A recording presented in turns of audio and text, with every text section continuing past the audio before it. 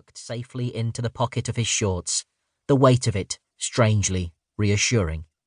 He'd outgrown his coat, and Mum hadn't yet bought him a replacement, so she tied his label around his neck on a long length of string.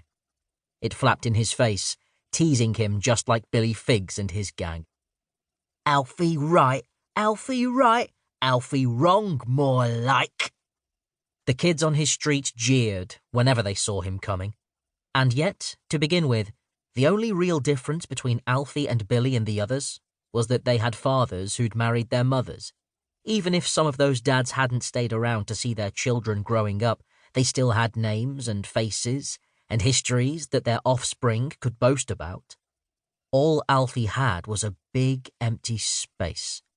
His mother wouldn't or couldn't say who his father was, and that had been enough to mark him out. But Alfie was also a dreamer and a loner who liked his own company. Harmless enough differences, to be sure, but on Alfie Street being different, for whatever reason, was never good. "Go away. Get lost. You ain't wanted here." It was true. Nobody did want him. Not even his mum. He'd told her about their teasing just once, and she'd sighed wearily and said, "You've got to fight your own battles, Alfie. I can't do it for you." And now Germany had invaded Poland.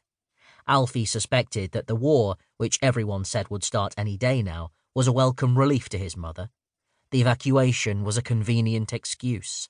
She could do what she'd always wanted and pack him off like a parcel, send him away to strangers. As soon as he was out of sight, she'd forget about him. With Alfie gone, she'd be able to go dancing with the girls, women who worked in the same factory as her, whenever she fancied. She could stay out all night if she wanted to. Her foot was already tapping out a rhythm on the ground. "Off you go, Alf," she said, nodding towards the other children. A polished fingernail stabbed him in the back. He turned, half hoping to see tears trickling over her cheeks. But her cold grey eyes slid down his face like rainwater off a lump of lard. "You be a good boy now. Don't go giving no one no trouble. You hear me?" She didn't even wait to watch the assembled children leave. There was no tear-stained handkerchief bravely raised in the air as they set off for the station.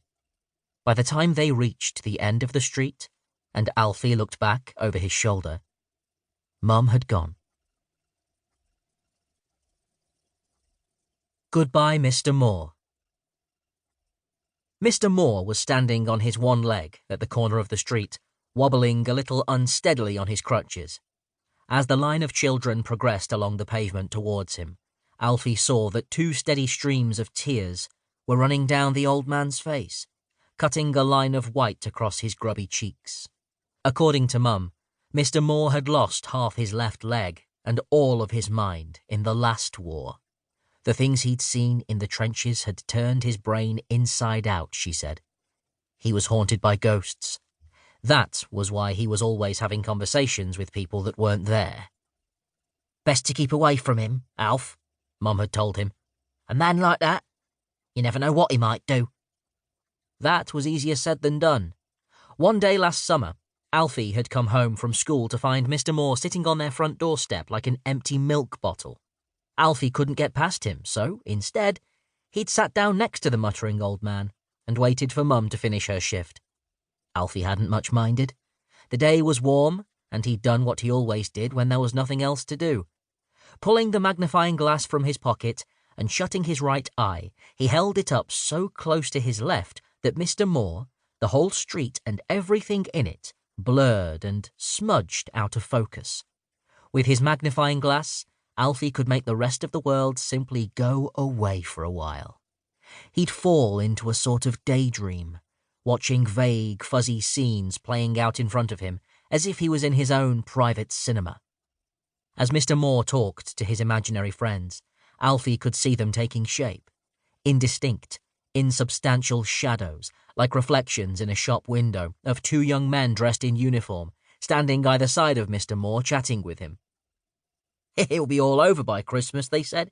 "They were having a laugh, weren't they, Eric?" said the first with a grin. "The joke was on us right enough, Bob," agreed the second. "Come on, lads, be fair," said Mr. Moore with a wink. They never said